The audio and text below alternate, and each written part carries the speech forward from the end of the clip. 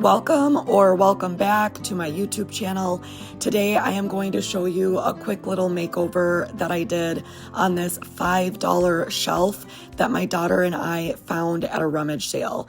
She is in the process of redecorating her room, and the shelf that she has in there now that just holds some books and knickknacks is pink and metal, and it's not really the vibe she's going for. She wants to do some blues and more of a coastal airy vibe, and we thought this might be a perfect candidate. Here is the comforter that she picked out for her bed, and that was kind of the inspiration for the color we were going to choose for this piece. I pulled out some of my swatches by Melange. She really loved this shade called Whippoorwill's Call. It's a very light, soft, and airy blue. And she also liked Traveler Blue, another beautiful, soft, calming blue. But then I showed her this. It's one of Melange's newest shades that actually has not been released yet. And this is more of a deep slate grayish blue, and she really liked it. I did too, so we decided to give it a try. The first thing I did though was sand the top because we are going to leave that natural. This wood kind of has that orangey tone to it, and we want to make it look lighter, airier, more of that beachy vibe. So I started with 120 grit, and then I followed up with 220 grit for a nice smooth finish. I am using my Festool Orbital sander. It's connected to a dust extractor, and it allows me to sand right inside of my house. I absolutely love it, and we'll make sure to link it for you guys. Now here is what the top looks like after the 120 and 220 grit sanding. It's not the most beautiful wood ever, but we can work with it. I'm also going to sand the entire piece, just give it a scuff sanding, but you can see it looks a little rough along that bottom edge, so I'm going to smooth that out as well. And that's what I'm doing right here, you guys. I'm giving the entire piece a scuff sanding.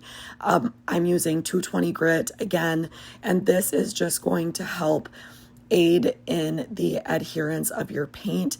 You don't have to sand your pieces all the way down to raw wood in order to paint them, but scuff sanding is definitely important.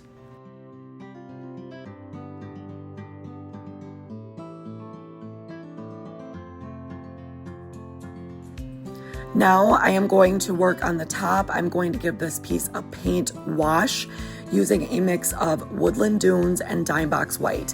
I don't really measure my paint washes. I just add the paint with the water until I get the color and the consistency that I want. Basically, it's like a stain, only you're using paint, and it's really great when you are going for a lighter stained finish. I did use more of the Woodland Dunes and then just a little bit of Dime Box White, added water, and you can kind of see the consistency is similar to what a stain would be. And then I'm brushing it on. I'm actually using a zebra brush here. I love these. I will make sure to link them. And I do have a discount code with Zebra if you're interested for 15% off site-wide. These brushes are so good, very high quality brushes and not very expensive. So again, I'm just brushing on the paint wash. And if you're working on a bigger piece, you might want to do this in sections, because after you brush it on, you pretty much wipe it back almost immediately. You're not painting the top, you're just wanting some of that paint wash to soak in to the wood.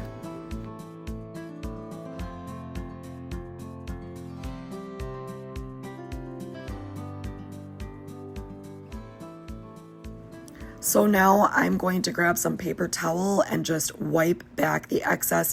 You can use a rag, an old t-shirt, whatever you have. But like I said before, you want to do it fairly quickly. You don't want the paint wash to fully dry or set in. So you're just brushing it on and then wiping back the excess.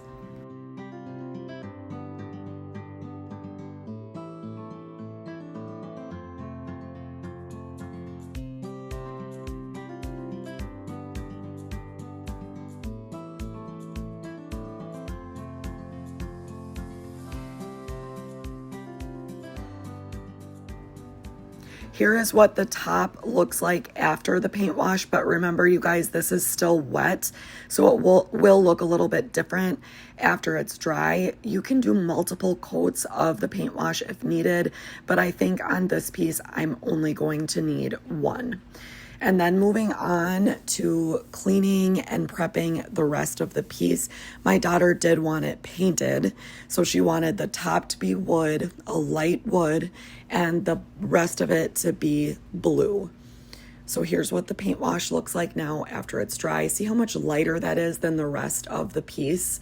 It doesn't have that yellowy or orangey finish. And I think it looks really great. I really love using paint washes for those lighter tones.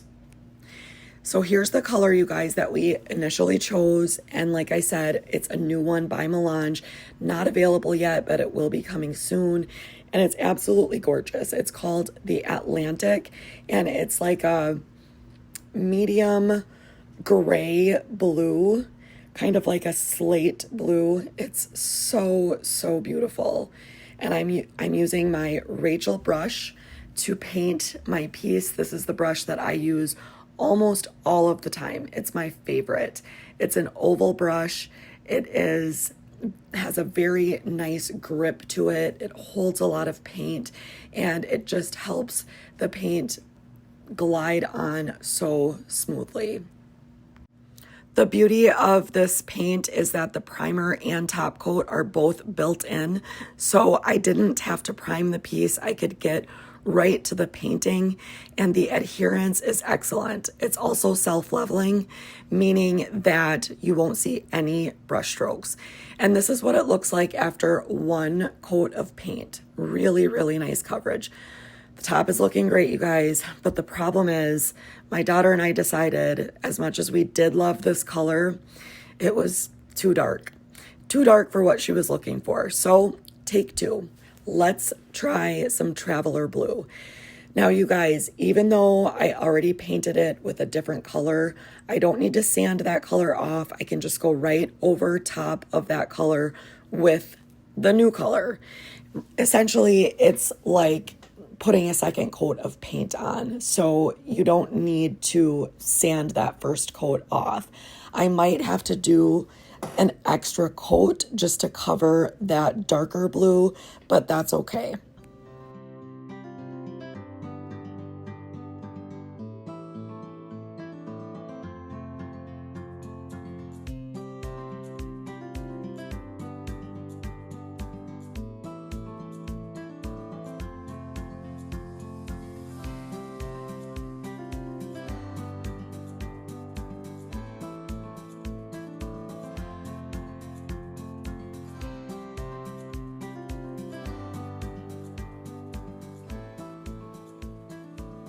As soon as I got that first coat of Traveler Blue on this little shelf, we both knew it was the right decision. Like I said earlier, she's going for light, airy, beachy, coastal vibes, and I just think this is a better fit for her room and the vibe that she's going for. Now that the top is completely dry, that paint wash is dry, I am going to top coat it using Armadillo by Melange, and I'm going to apply it with my Zebra top coat brush. This is the Dynamic Duo. It is so good, you guys. Armadillo is very easy to use.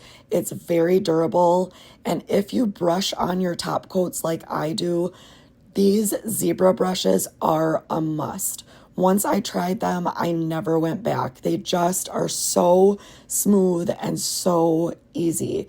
They make applying top coats fun, honestly.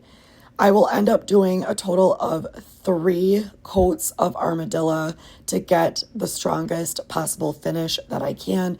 You can do more than that if you'd like, but at a minimum, I would do 3. And I typically wait a few hours in between coats.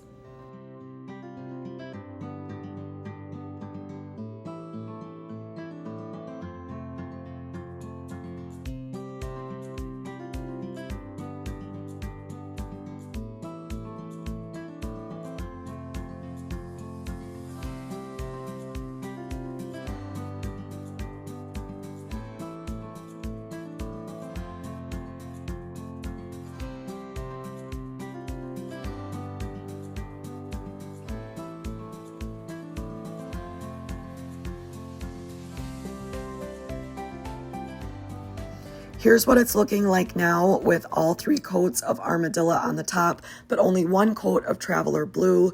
I did end up doing 3 coats of Traveler Blue though, and here's what it looks like now. I really wanted to stage it up cute and photograph it, but I had terrible lighting and my daughter was very anxious to get this up to her room and start decorating. So in this video, my lighting is bad and I feel like the color is not showing accurately. It looks a little deeper, darker, and brighter in this light. And you do have to remember that paint colors will look different in different lighting, in different areas of your home, at different angles. And I'm gonna show you that once I moved it over by the stairs to take it up to her room, the color looked much different. And I feel like it's a more accurate representation of this color. Here it is. Do you see how much lighter and more airy it looks in the brighter lighting? It's really beautiful and it looks perfect with that light top. It's exactly the vibe that she's going for with those light, airy, coastal, beachy colors. We thrifted that picture that's sitting behind it. We may hang that up in her room as well. And she also thrifted the little basket on the bottom. I'm pretty happy with this, a $5 little shelf, and it took me not even a day. This is one of the things I love most about what I do. If I'm looking for something, my kids are looking for something, we don't have to go out and spend hundreds of dollars. You can find a perfectly good piece at a rummage sale for $5. Thanks for watching.